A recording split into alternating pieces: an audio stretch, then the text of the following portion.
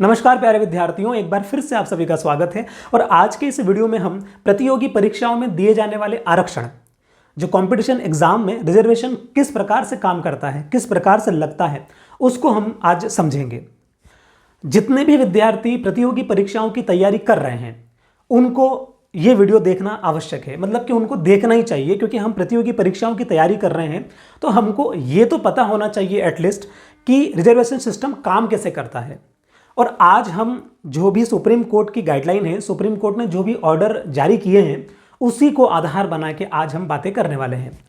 इससे पहले भी हमने एक वीडियो बनाया है जिसका फोटो आपको ये दिख रहा होगा। इसमें हमने एक सांकेतिक रूप से आपको दिखाया था कि रिजर्वेशन सिस्टम जो होता है वो काम कैसे करता है।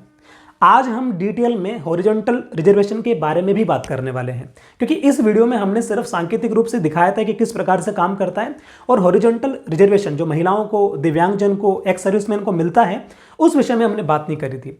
तो आज हम महिलाओं को हॉरिजॉन्टल रिजर्वेशन किस प्रकार से मिलता है उसके ऊपर भी बात करेंगे, और सुप्रीम कोर्ट की क्या क्या जो स्टेप्स बताई है उन्होंने उसके ऊपर भी बात करेंगे। तो आपका फोकस होना चाहिए कि प्रोसेस कौन सी बताई है सुप्रीम कोर्ट ने। ठीक है, प्रोसेस समझने से पहले हमको यह समझना है कि ये जो भी केसेस की हम बात करने वाले हैं ये सुप्रीम कोर्ट के पास क्यों गए, है ना। सुप्रीम कोर्ट ऑर्डर कब करेगी? जब हाई कोर्ट से कोई डिसीजन नहीं हुआ होगा, या डिसीजन हुआ भी होगा तो जो भी पार्टीज होगी, जो भी पिटिशनर होगा, है ना, जो भी जिसने भी याचिका लगाई होगी, वो हाई कोर्ट के डिसीजन से सहमत नहीं होगा, तभी तो वो सुप्रीम कोर्ट गया होगा। ठीक है, तो हुआ क्या था, आपको पहले मैटर समझना है कि हुआ क्या था, फिर सुप्रीम कोर्ट ने क्या ऑर्डर दिया, और सुप्रीम कोर्ट ने जो प्रोसेस बताई है अपने ऑर्डर में, वो प्रोसेस हम इस एग्जाम्पल से समझेंगे। ठीक है, तो पहले आपको यह समझना है कि मैं बात कर रहा हूं आपसे, एक केस हुआ था Saurabh Yadav versus state of UP. आप गूगल भी कर सकते हैं, और इस ऑर्डर की जो भी लिंक है जहां से आप पीडीएफ फाइल इसकी डाउनलोड कर पाएंगे वो डिस्क्रिप्शन में भी होगी, फर्स्ट कमेंट में भी होगी, प्लस टेलीग्राम चैनल पर भी आपको पीडीएफ फाइल इन ऑर्डर्स की उपलब्ध करवा दी जाएगी। तो हुआ क्या था कि यूपी के अंदर, उत्तर प्रदेश में एक कांस्टेबल, पुलिस विभाग में कांस्टेबल की एग्जाम हुई। तो जो पुलिस की एग्जाम हुई, तो एग्जाम होने के बाद कट ऑफ जारी किए गए। ठीक है, कि जनरल फीमेल का कट ऑफ ये रहेगा, ओबीसी फीमेल का कट ऑफ ये है, तो बाकी सब तो ठीक था। दिक्कत हुई एक लड़की है जिसका नाम है सोनम तोमर। सोनम तोमर ओबीसी से बिलोंग करती है और फीमेल है। ठीक है, तो जब ये एग्जाम हुई थी तब क्या हुआ था कि सोनम तोमर ने इस एग्जाम में 276 पॉइंट में कुछ नंबर थे, लेकिन मैंने यहाँ पे सिर्फ राउंड फिगर में 276 कर दिया। तो सोनम तोमर ने 276 नंबर प्राप्त किए थे, और जनरल का कट ऑफ, जनरल यानी कि जनरल फीमेल का जो कट ऑफ गया था वो कितना गया था? 274 गया था। सोनम तोमर ने यह याचिका लगाई इलाहाबाद हाईकोर्ट में कि मेरे मार्क्स 276 हैं और सामान्य महिला का कट ऑफ जो है वो 274 है, फिर भी इस एग्जाम में मुझे सिलेक्ट क्यों नहीं किया गया। तो इलाहाबाद हाईकोर्ट ने अपना एक इस केस के ऊपर अपना एक डिसीजन दिया कि जो भी आरक्षण की प्रक्रियाएं अपनाई गई हैं वो बिल्कुल विधिवत अपनाई गई हैं, सब कुछ सही है, लेकिन इस डिसीजन से सोनम तोमर, या यूं कहें कि सौरभ यादव वर्सेस ये जो केस था, इसमें जो भी याचिकाकर्ता थे वो सहमत नहीं हुए, तो वो सुप्रीम कोर्ट चले गए। तो सुप्रीम कोर्ट ने 18 दिसंबर 2020 को एक जजमेंट दिया। आपको यहाँ फोटो भी दिख रहा होगा, 3 जज थे, इन्होंने जो है अपना जजमेंट दिया। और जजमेंट क्या दिया, उन्होंने एक प्रोसेस बताई कि इस प्रोसेस से ही रिजर्वेशन सिस्टम को जो है चलना चाहिए, है ना। हम हमारी मर्जी से या कोई भी अपनी मर्जी से इस सिस्टम को ना अपनाए, अदरवाइज क्या होता है कि अदरवाइज दिक्कतें हो जाती है, जिस प्रकार से ये प्रॉब्लम हुई थी। इस केस में सुप्रीम कोर्ट ने ये बोला कि जितने भी ऐसे विद्यार्थी हैं जिन्होंने 274 का कट ऑफ क्वालिफाई किया है, फीमेल, 274 से ऊपर हो सकते हैं उनके मार्क्स, या 274 हो सकते हैं, उन सभी को लिया जाए। इस प्रकार का ऑर्डर था। हमको जाना है प्रोसेस में। आप ऑर्डर जो है वो डाउनलोड कर पाएंगे लिंक के माध्यम से, यहाँ पे आपको वो प्रोसेस भी दिख रही होगी। तो ये तो मैंने आपको भूमिका बताई केस की कि ये सुप्रीम कोर्ट का जो ऑर्डर आया था वो इसलिए आया था क्योंकि इलाहाबाद हाई कोर्ट और हमारे एमपी के अंदर भी 2 राज्य जो हैं वहाँ पे ये सिस्टम ठीक तरीके से काम नहीं कर रहा था। बाकी राजस्थान के अंदर, गुजरात के अंदर और झारखंड के अंदर या फिर उत्तराखंड के अंदर यहाँ पे ये सिस्टम ठीक ठाक काम कर रहा था, है ना। तो गुजरात में भी एक केस हुआ था, तो गुजरात के हाई कोर्ट ने अपना जब डिसीजन दिया तो उन्होंने गुजरात हाई कोर्ट ने पैरा 56 में एक प्रोसेस दी। वही प्रोसेस जो है किन्होंने बताई, सुप्रीम कोर्ट के डिसीजन में भी बताई गई है। तो आज हम वो प्रोसेस समझेंगे कि ये जो केस सुप्रीम कोर्ट में गया था, इसमें सोनम तोमर ये केस जीत गई थी। अब अभी ये तो पता नहीं है कि जॉब कर रहे कि नहीं कर रहे, लेकिन ये केस जीत गई थी। और उससे क्या हुआ, उससे हमारे देश में सुप्रीम कोर्ट ने रिजर्वेशन का सिस्टम किस प्रकार से लागू करना है उसकी एक प्रोसेस भी दी। उस प्रोसेस से काफ़ी हद तक कुछ चीज़ें क्लियर हो गई। तो हमको आज के इस वीडियो में यही प्रोसेस समझनी है, जिससे रिजर्वेशन से संबंधित हमारे जो भी डाउट होंगे ना, वो डाउट आज हमारे सॉल्व हो जाएंगे। तो मैं इसको रफ करता हूँ और उसके बाद हम प्रोसेस समझते हैं। अब देखिए, इस स्क्रीनशॉट में जो प्रोसेस दी गई है उसमें आप जो परसेंटेज देख रहे हैं, रिजर्वेशन का जो परसेंटेज दिया गया है, जैसे ओसी यानी कि ओपन कैटेगरी का कुछ परसेंटेज दिया गया है, एससी का कुछ परसेंटेज दिया गया है, एसटी का कुछ परसेंटेज दिया गया है। उस परसेंट के आधार पे उन्होंने प्रोसेस दी है। लेकिन हम जो परसेंटेज ले रहे हैं कैटेगरी वाइज, वो ले रहे हैं जो हमारी रूल बुक में दिया गया है, या यूं कहें कि जो मध्य प्रदेश में चल रहा है। तो कोई भी राज्य का कैंडिडेट है, चाहे, क्योंकि हर राज्य में परसेंटेज अलग अलग हो सकता है। हमारे एमपी के अंदर एससी को 16% रिजर्वेशन मिलता है, एससी को 16% वर्टिकल आरक्षण मिलता है। ये आवश्यक नहीं है कि हर राज्य में 16 ही हो, है ना, कहीं पे 20 भी हो सकता है, 15 भी हो सकता है, 10 भी हो सकता है।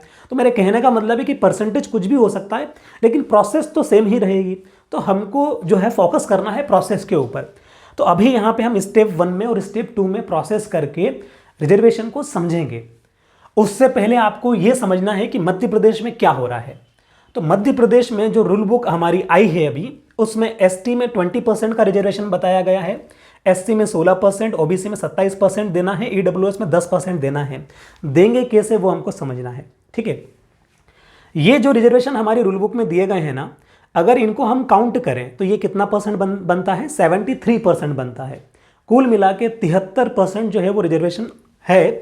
अभी ओबीसी वाला 27% है, इसलिए तो ये 73% जो है ये टोटल क्या हो गया, ये सभी तो वर्टिकल हो गया। हमने यहाँ क्या लिखा है, वर्टिकल। वर्टिकल का मतलब क्या होता है हिंदी में, ऊर्ध्वाधर।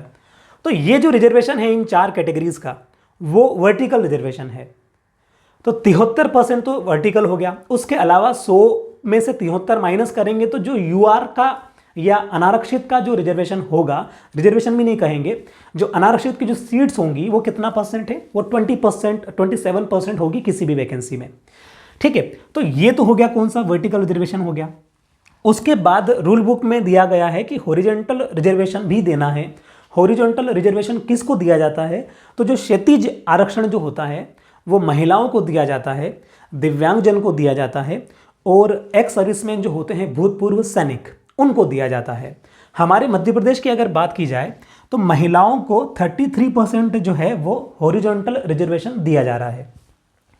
पीएच कहें या फिजिकल हैंडीकैप्ड या फिर दिव्यांगजनों को 6% हॉरिजॉन्टल रिजर्वेशन दिया जा रहा है। इसमें 1.5%, 1.5%, 1.5% और 1.5%, जब हम 1.5 को जोड़ेंगे 4 बार तो कुल 6% हो जाएगा वो अलग अलग कैटेगरीज का इसके अंदर। और उसके अलावा एक्स सर्विसमैन या भूतपूर्व सैनिक, अगर तृतीय श्रेणी के पदों के लिए बात की जाएगी तो 10% है, और अगर चतुर्थ श्रेणी के पदों की बात की जाएगी तो 20% है। तो ये जो भी नीचे लिखा हुआ है ये क्या है, ये हॉरिजॉन्टल रिजर्वेशन है। ये जो कैटेगरीज वाइज जो रिजर्वेशन दिया गया है ये कौन सा है, वर्टिकल है। हम अभी महिलाओं को किस प्रकार से आरक्षण दिया जाएगा हॉरिजॉन्टल, उसको समझने वाले हैं, क्योंकि वही प्रोसेस सुप्रीम कोर्ट ने बताई है, ठीक है। उसी प्रकार से दिव्यांगजन का भी निकल सकता है, एक्स सर्विसमैन का भी उस प्रकार से निकल सकता है।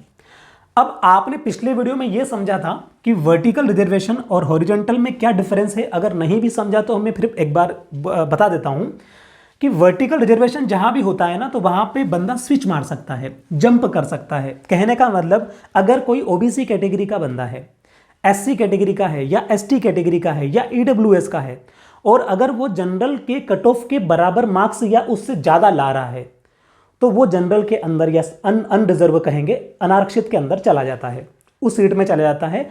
और जंप मारने के बाद जो सीटें होती हैं उसकी आरक्षित वाली, उस पर कोई फर्क नहीं पड़ता है, वो सीट कम नहीं होती है। इसको बोलते हैं वर्टिकल रिजर्वेशन।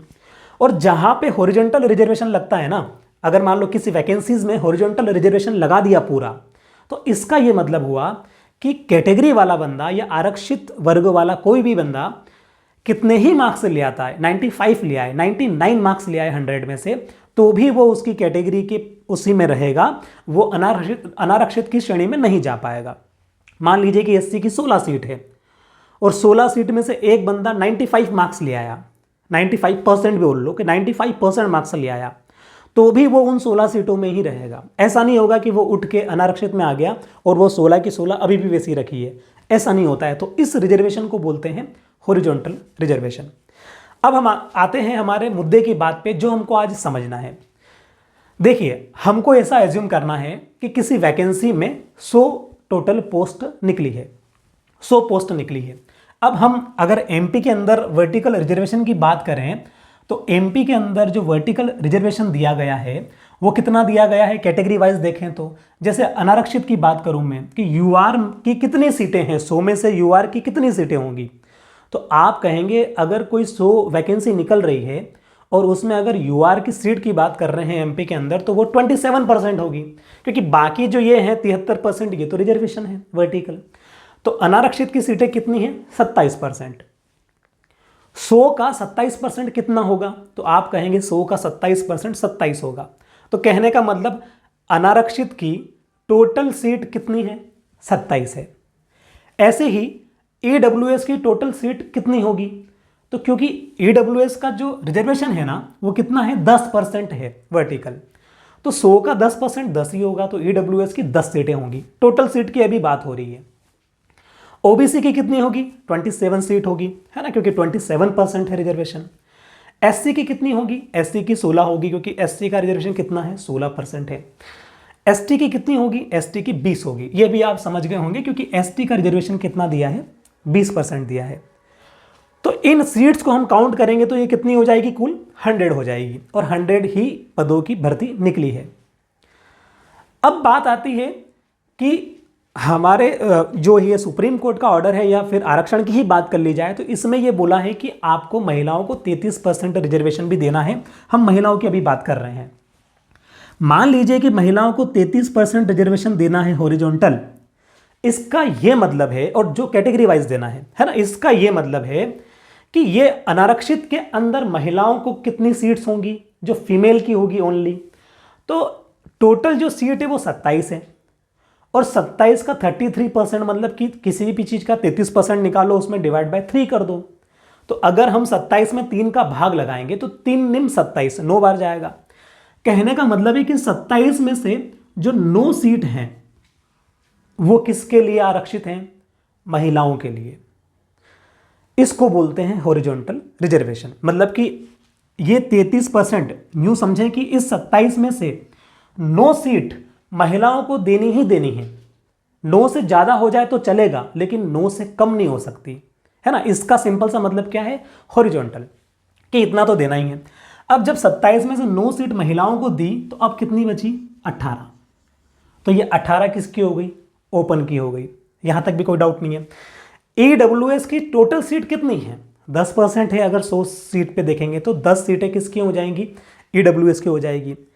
इस 10 में से जब महिलाओं की बात की जाएगी, क्योंकि महिलाओं को 33% रिजर्वेशन दिया गया है हॉरिजॉन्टल, तो 10 में से लगभग 3 सीट महिलाओं की निकलेगी, है ना, क्योंकि इसमें हम 3 का भाग लगाएंगे तो लगभग 3 पॉइंट कुछ आएगा, तो हम 3 मान लेते हैं कि 3 सीट महिलाओं को देंगे, और 10 में से 3 सीट महिलाओं की है तो 7 सीट किसकी हो जाएगी, ओपन की हो जाएगी।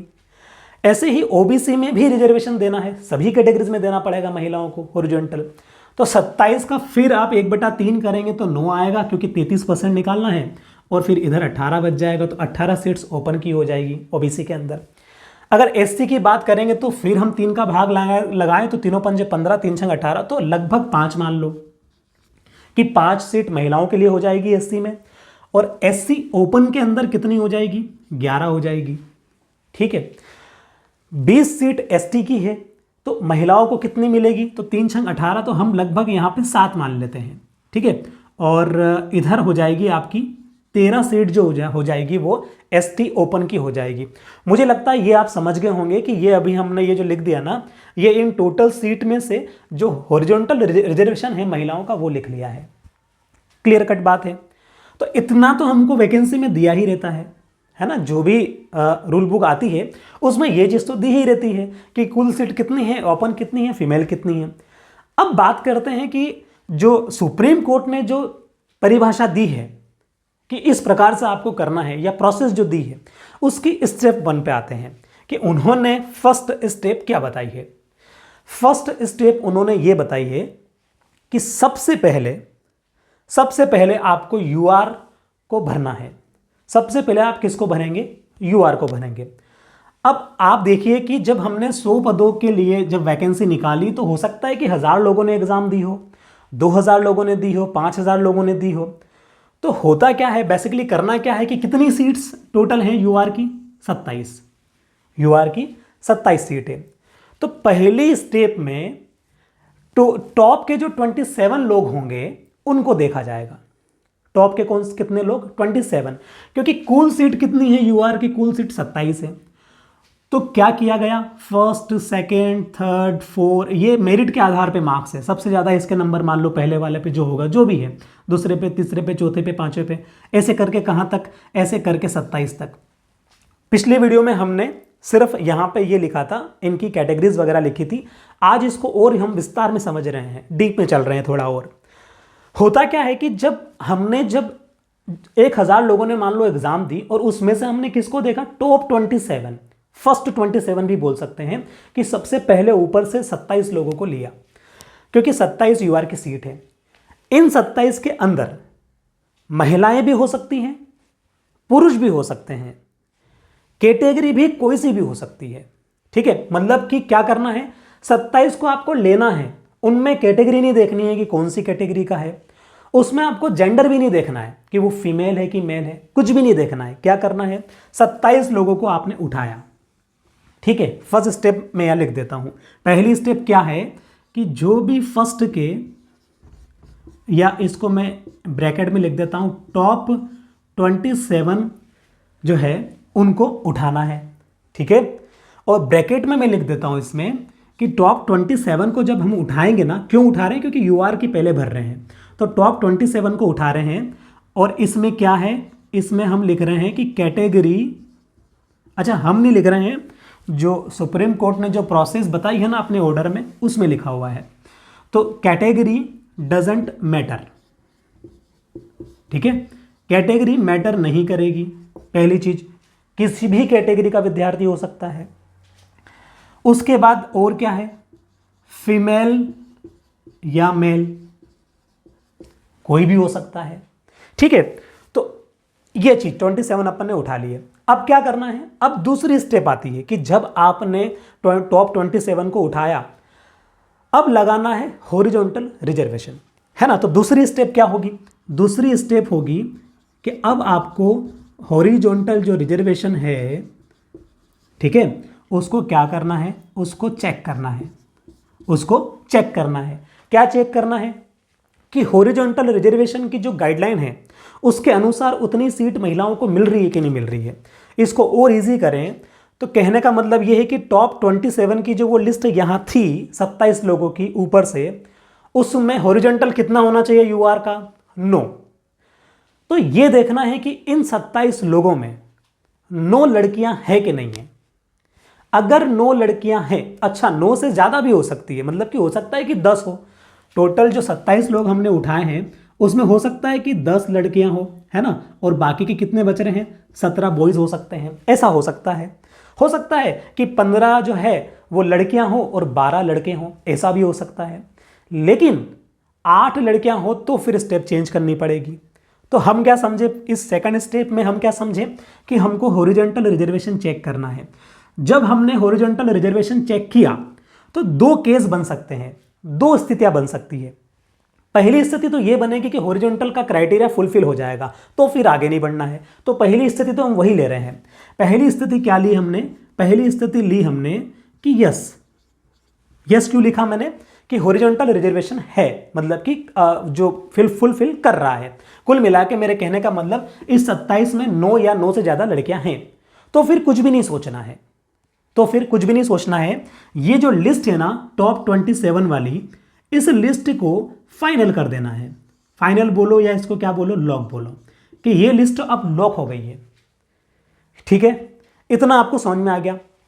अब बात करते हैं कि अगर मान लो कि नहीं है, हॉरिजॉन्टल रिजर्वेशन नहीं है, जब हमने टॉप 27 को देखा तो उसमें 9 लड़कियां नहीं हैं, उसमें तो 7 ही लड़कियां हैं। ठीक है, आप बात को समझना। जब हमने टॉप 27 जो लिस्ट है उसमें देखा तो हमको जो है फीमेल कितनी मिली, फीमेल हमको मिली 7 और मेल कितने मिले हमको, मेल उसमें मिले 20। ऐसी स्थिति बन रही है कि टॉप 27 को हमने उठाया, स्थिति ऐसी बनी है। तो जब पहले स्टेप पे हमने आए तो हमने ये लोग उठा लिए, दूसरे स्टेप पे जब हॉरिजॉन्टल चेक करने आए तो 7 ही लड़कियां हैं, इसका मतलब कंडीशन फुलफिल नहीं है। अब आगे क्या करना है वो आपको समझना है। तो अब क्या होता है ना कि हॉरिजॉन्टल रिजर्वेशन का मतलब ही ये है कि नो तो होनी चाहिए। अब कैसे करेंगे, तो अब आप समझिए वो कैसे होगा कि मान लीजिए कि जो लिस्ट चल रही है आपकी, ठीक है, ये आपकी टॉप 27 की लिस्ट चल रही है, इसमें 25 नंबर पे कोई होगा, 26 पे कोई होगा, 27 पे कोई होगा, यहां तक कोई डाउट नहीं है। ये 7 लड़कियां हैं तो इसका मतलब हमने कितने लड़के ज़्यादा चुन लिए, 2 लड़के ज़्यादा चुन लिए। आप बात को समझना, हमको 9 लड़कियां चाहिए थी, है ना, मिनिमम। हम तो ये मान के चल रहे हैं कि हमको 9 करना है। अब तो हम 9 कब कर पाएंगे, जब हम 9 कर पाएंगे जब हम फीमेल 9 चुन लेंगे और जो ओपन, या फिर यहाँ पे मैं लिख ही देता हूँ कि मेल और इसको फीमेल कर लेते हैं कि हम 9 लड़के हमने 7 ही चुन पाए। हम 9 तब चुनेंगे जब 18 क्या हो जाएंगे, लड़के हो जाएंगे। लड़के कितने हैं, 20 हैं। कितने लड़के ज़्यादा हैं, 2 लड़के ज़्यादा हैं। कौन लड़के हटना चाहिए आपके अनुसार, तो आप कहेंगे सबसे नीचे जो लड़के हैं ना इस टॉप 27 की लिस्ट में, जो भी नीचे से 2 लड़के हैं उन्हीं को हटाना पड़ेगा। और यही चीज़ सुप्रीम कोर्ट ने अपने स्टेप्स में बताई है कि अगर ऐसी स्थिति बनती है कि हॉरिजॉन्टल रिजर्वेशन नहीं पूरा होता है तो आपको नीचे से जो भी आपको 2 लड़के पहले मिल रहे हैं वहां पे भी आपको कैटेगरी नहीं देखनी है। ठीक है, जेंडर तो देखना पड़ेगा अब, क्योंकि हमको लड़के ही चुनना है नीचे से, तो कैटेगरी नहीं देखनी है। लेकिन जो भी आपको नीचे से 2 लड़के मिलेंगे उनको हटाना है। तो मान लो एग्जाम्पल के लिए 27 पे भी लड़का है और 26 पे भी लड़का है। ठीक है, इन 2 को इस लिस्ट से हटाएंगे। अब इन 2 को इस लिस्ट से हटाया तो मान लो ये 2 को उठा के यहां रख दिया, ये यहां से हट गए। ठीक है, इनको हटा दिया। अब जब इन 100 में से हमने 25 लोग तो ये हो गए, 2 लोग ये हो गए, है ना, 27 मान लेते हैं, तो अभी कितने की ओर पड़ी है लिस्ट उधर, आप कहेंगे कि अभी 27 चुनी है, 73 लोगों की ओर लिस्ट पड़ी है। क्योंकि हमने अभी अगर आगे बढ़ेंगे तो और भी, वैसे तो हमको हमारे पास 1000 लोगों की लिस्ट है क्योंकि 1000 लोगों ने एग्जाम दी है। तो हम कहना ये चाह रहे हैं कि अब इससे आगे बढ़ेंगे ना 27 से आगे, तो 27 के बाद किसका नंबर होगा, 28 का होगा, फिर कौन होगा, 29 होगा, फिर कौन होगा, 30 होगा, फिर कौन होगा, 31 होगा। ऐसे करके ही मेरिट आगे जारी होगी। तो करना क्या है कि फिर 28 से चेक करना है, 28 से चेक करना है, फिर 29, फिर 30, फिर 31। इसी प्रोसेस में हमको जाना है आगे। और जो भी प्रथम 2 लड़कियां मिल जाए, जो भी प्रथम 2 लड़कियां मिल जाए, वहां पे भी आपको कैटेगरी नहीं देखनी है। जेंडर तो देखना है क्योंकि हमको लड़कियां चाहिए 2 अब, लेकिन वहां पे कैटेगरी नहीं देखनी है। हो सकता है ईडब्ल्यूएस मिल जाए, हो सकता है ओबीसी मिल जाए, सामान्य मिल जाए, जो भी मिल जाए। तो हम जब इसे चेक करते करते आए तो आप सपोज करो कि 30वें नंबर पे एक लड़की है और 31वें नंबर पे एक लड़की है। तो करना क्या है कि ये 30वें नंबर की और 31वें नंबर की जो लड़की है इसको उठा के यहां रख देना है। ठीक है, इस जगह मान लो आ गई कौन से नंबर वाली, 30वें नंबर वाली। अच्छा, ये सीरियल क्रमांक है, ये मार्क्स नहीं है। ठीक है, वो आप समझ ही रहे होंगे। और इस पोजीशन पे कौन आ जाएगी, 31 वाली, जो ये यहाँ पे जो फीमेल थी ये आ गई। तो अब क्या हो गया, अब ये 27 लोग हो गए। आप मेरी बात समझ गए होंगे।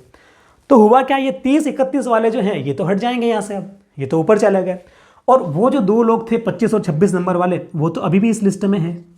27 को 26 और 27 वाले वो तो अभी भी इसी लिस्ट में है। तो लिस्ट तो अब ऐसी हो ही गई है। खाली इस लिस्ट में अगर आगे बढ़ेंगे हम तो 26, 27 ये 2 तो वो व्यक्ति हैं जो लड़के हैं, और उसके बाद 28, 29 और 30, 31 हमने वहाँ लिख लिया, वो लिस्ट में नहीं आएंगे। 28, 29 के बाद डायरेक्ट कौन आएगा, 32 आएगा। ये भी आप समझ गए होंगे। तो अब इस लिस्ट को फाइनल कर दिया जाएगा। इस लिस्ट को क्यों फाइनल कर दिया जाएगा, क्योंकि अब हमने इसमें 2 लड़कियां और बढ़ा दी। तो जो 7 लड़कियां थी उनकी जगह 2 लड़कियां हो गई, मतलब कि 9 हो गई। और 2 लड़कों को हमने हटा दिया था, तो वो लड़के कितने बच गए थे, 18 ही बचे थे। बात समझ गए आप। इसका मतलब हमने ये पोजीशन फुलफिल कर ली कि महिलाओं का हॉरिजॉन्टल रिजर्वेशन जो था उसको फुलफिल कर दिया। और उसके बाद जो ये 27 की अब जो लिस्ट आई है नई वाली, इस पर मैं स्टार लगा देता हूँ ये इस प्रकार से। तो ये जो 27 है कौन से वाले, ये वाले 25 तक तो यही है, और 30 और 31 वाली ये जो 27 लोग हैं, इस लिस्ट को अब क्या कर दिया जाएगा, इस लिस्ट को अब लॉक कर दिया जाएगा। यही प्रोसेस किसके लिए करनी है, यही प्रोसेस ईडब्ल्यूएस के लिए भी करनी है, यही प्रोसेस ओबीसी के लिए भी करनी है, यही प्रोसेस एससी के लिए भी करनी है, और यही प्रोसेस एसटी के लिए भी करनी है। मान लीजिए कि हम यही प्रोसेस अब किसके लिए करें, ईडब्ल्यूएस के लिए करें, तो क्या करते, ठीक है। उसके बाद फिर आपको समझ में आ जाएगा कि क्या हो रहा है। ये स्टेप फर्स्ट लेते हैं, ठीक है। 27 लोग हमने डन कर लिए। आप चाहो तो इधर से मान लो, आप चाहो तो इधर से मान लो, हमको एक कोई भी पोजीशन माननी पड़ेगी। तो अभी हम ये मान रहे हैं कि जो स्टार्टिंग के जो 27 लोग थे ना, मैंने ये सेकंड स्टेप जो लिखी है ये सब कुछ आपको समझाने के लिए लिखा है। अब मैं इसको रफ कर रहा हूँ और इसमें से किसी एक केस को मान के हमको आगे चलना पड़ेगा, ठीक है। तो हम क्या कर रहे हैं, हम जो पहला वाला केस था ना उसी को सही मान के आगे बढ़ जाते हैं। हमने ये मान लिया है क्योंकि आप समझ ही गए कि पहला वाला केस फुलफिल नहीं होगा तो दूसरा वाला केस करना है। हम ये मान रहे हैं कि जो ऊपर से 1 2 3 4 5 6 और ये कहाँ तक ऐसे करके ये 27 तक जो लोग थे ना, ये जो भी विद्यार्थी थे, इसी में 27 टॉप 27 ये उठा लिए हमने, और इसी में वो वाला क्राइटेरिया भी फुलफिल हो गया। कौन सा वाला, हॉरिजॉन्टल जो रिजर्वेशन था वो फुलफिल हो गया। तो अब 27 के बाद अब बात कहाँ आती है, ईडब्ल्यूएस की, कि अब मान लीजिए आपको ईडब्ल्यूएस वाले कैंडिडेट को देखना है, तो इसको कैसे भरेंगे। इसकी भी स्टेप फर्स्ट वही होगी, क्या कि 28 के बाद 28, 29, 30 ऐसे करके लिस्ट आगे जा रही है। ईडब्ल्यूएस में कितने लोग हैं, 10 लोग हैं, ठीक है। तो करना क्या है कि 28 के बाद जो भी 28, 29, 30, 31, 32, 33 ऐसे कर करके जो भी टॉप से यहां से 28 के बाद जो भी पहले नंबर पे है ना, फर्स्ट 10 लोग जो मिलेंगे, कंडीशन क्या है, ईडब्ल्यूएस होना चाहिए, है ना। तो जो ईडब्ल्यूएस वाले होंगे, अब हो सकता है कि कोई बंदा 28 नंबर वाला ईडब्ल्यूएस हो, उसके बाद 29 वाला नहीं हो, 30 वाला नहीं हो, 31 वाला ईडब्ल्यूएस हो, बात समझ रहे हो, फिर 40 नंबर वाला ईडब्ल्यूएस हो जो 40वें पोजीशन पे है, उसके बाद 45वें वाला ईडब्ल्यूएस हो। तो फिर क्या करेंगे, फिर इन ईडब्ल्यूएस को उठाएंगे कौन, जो भी फर्स्ट 10 आएंगे 28 नंबर से शुरू करके। तो स्टेप फर्स्ट में क्या करेंगे, जो फर्स्ट के 10 लोग जो आएंगे उनको चुनेंगे। बात क्लियर है। 10 क्यों चुन रहे हैं, क्योंकि ईडब्ल्यूएस की सीट्स कितनी है, 10 है। स्टेप फर्स्ट आप समझ गए। उसके बाद क्या करेंगे, उसके बाद आती है स्टेप सेकंड। स्टेप सेकंड में क्या देखना है, स्टेप सेकंड में ये देखना है, आप समझे, हॉरिजॉन्टल रिजर्वेशन है या नहीं है, फुलफिल हो रहा है कि नहीं हो रहा है कंडीशन। तो स्टेप सेकंड में क्या देखेंगे कि हॉरिजॉन्टल की जो कंडीशन है वो फुलफिल हो रही है कि नहीं हो रही है। तो हमने वो देखने के लिए क्या करना है, ये देखना है कि ये जो हम 10 लोग हमने चुने हैं अभी 28 नंबर से शुरू करके, ये 10 लोग जो हैं इनमें 3 महिलाएं हैं कि नहीं है, क्योंकि हॉरिजॉन्टल रिजर्वेशन 33% है, तो 3 महिलाएं तो होनी ही चाहिए। और कौन सी देख रहे हैं, ईडब्ल्यूएस की देख रहे हैं। तो ईडब्ल्यूएस की 3 महिलाएं हैं कि नहीं है, ज़्यादा हो तो चल जाएंगे, 3 है कि नहीं है। तो अगर 3 मिल जाती हैं, ठीक है, अगर 3 मिल जाती है तो फिर ये जो 10 लोगों की जो लिस्ट है ना, ये 10 लोगों की लिस्ट है जिसको हमने 28 नंबर से शुरू करके लिया है, उन 10 लोगों को फाइनल करके लॉक कर देंगे। ऐसे करके कहाँ जाएंगे, ऐसे करके हम पूरा SC ST OBC सबको फिल कर देंगे। और जहाँ हॉरिजॉन्टल नहीं होगा वहाँ क्या करना है, वहाँ नीचे के 2 लड़के हटाने हैं। अगर 2 लड़कियां कम हैं तो 2 लड़के हटा के उनकी जगह आने वाली उसी कैटेगरी के जो लड़के हैं उनको लेना पड़ेगा। सिर्फ यूआर के केस में कैटेगरी नहीं देखना है, बाकी सभी केस में कैटेगरी देखनी पड़ेगी। मैं ये कहना चाह रहा हूं कि मान लो कि यहाँ पे कंडीशन फुलफिल नहीं होती और ईडब्ल्यूएस में कि ये 10 सीट में से अगर 8 लड़के होते मेल और सिर्फ 2 फीमेल होती तो क्या होता, तो फिर सेकंड कंडीशन जो है ना, हमारा केस नंबर 2 हो जाता कि हम हॉरिजॉन्टल रिजर्वेशन को फुलफिल नहीं कर पा रहे हैं, क्योंकि हमको 3 लड़कियां चाहिए और हम 2 ही लड़कियां चुन पाए हैं। हमने 10 लोग तो चुन लिए जो कि ईडब्ल्यूएस के हैं, लेकिन लड़कियां 2 ही हैं, तो क्या करेंगे। तो फिर वही बात है कि ये जो हमने 10 लोग चुने हैं, इनमें से नीचे से जो है फर्स्ट नंबर पे जो भी लड़का है उस लड़के को हटाना है। और उसके बाद लिस्ट में आगे बढ़ेंगे, लिस्ट में आगे बढ़ के देखेंगे कि अब जो भी पहले नंबर पे लड़की आ रही है ईडब्ल्यूएस की होनी चाहिए, उस लड़की को उठा के इस लड़के की जगह जिसको हमने हटाया उसकी जगह रख देंगे और वो लड़का वापस से उस लिस्ट में जाके मिल जाएगा। बात क्लियर हो रही है? इस प्रकार से ये रिजर्वेशन सिस्टम जो है काम करता है। तो अभी हम क्या क्या चीजें समझे उसको कवर करते हैं। आपके जो डाउट्स थे ना, वो क्या क्या डाउट्स आपके क्लियर हुए उसको समझ लेते हैं। एक तो आपका ये डाउट था, डाउट नंबर फर्स्ट, कि क्या यूआर में जा सकते कि नहीं जा सकते।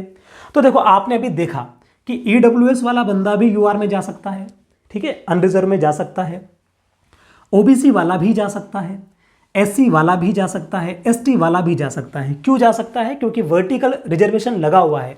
इन चारों कैटेगरी में क्या लगा हुआ है? वर्टिकल रिजर्वेशन लगा हुआ है। तो कब जा सकता है? जब वो यूआर का कट ऑफ क्लियर कर ले, उस केस में वो जा सकता है, अदरवाइज नहीं जा सकता है। एक कंडीशन आपको ध्यान रखनी है ना। आपके ये डाउट क्लियर हो गया, महिला वाला भी हो गया, पुरुष वाला भी हो गया। उसके अलावा अब एक कंडीशन आपको ध्यान रखनी है, वो कंडीशन ये है कि किस केस में नंबर ला के भी नहीं जा पाएगा। मैं आपसे ये कहना चाह रहा हूं कि आप ऐसा एज्यूम करो कि यूआर का कट ऑफ गया किसी वैकेंसी में 80 नंबर, ठीक है, और एससी का कट ऑफ गया, एससी का कट ऑफ नहीं, एससी का कोई विद्यार्थी है, एससी का मान लो कोई मेल लड़का है जो कि 85 नंबर लेके आ गया। यूआर का कट ऑफ 80 गया ओपन वाला, और एससी का जो लड़का है वो 85 नंबर लेके आ गया। तो क्या ये ऊपर स्विच मारेगा? तो फिलहाल तो वो स्विच मारेगा, लेकिन स्विच मारते टाइम एक कंडीशन देखी जाती है। वो कंडीशन क्या है कि क्या इस लड़के ने जो आयु वाला जो चीज़ होती है ना, कि आपने देखा होगा कि जब हम फॉर्म भरते हैं तो हमसे पूछते हैं कि क्या आप जो भी रिजर्व कैटेगरी से होते हैं उनको आयु में छूट मिलती है।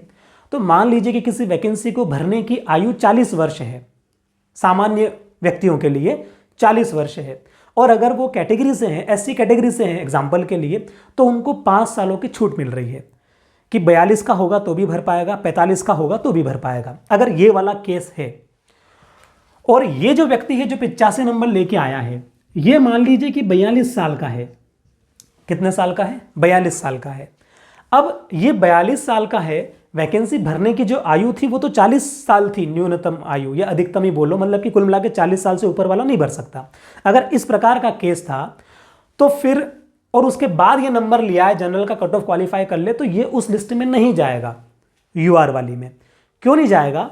क्योंकि इस विद्यार्थी ने उस मापदंड से फॉर्म नहीं भरा है, या यूं कहें कि क्योंकि अगर ये 40 साल का होता तो जाता, अगर इसकी आयु 40 साल की होती एससी वाले की तो ये चला जाता।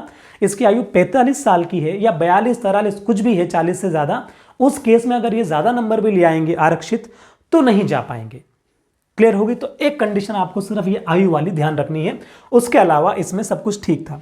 अब ये हमने ये प्रोसेस समझी है, ठीक है। मैं एक शॉर्ट वीडियो बनाऊंगा अलग से, शॉर्ट इन द सेंस कि 5 मिनट का या 10 मिनट का या उससे भी कम।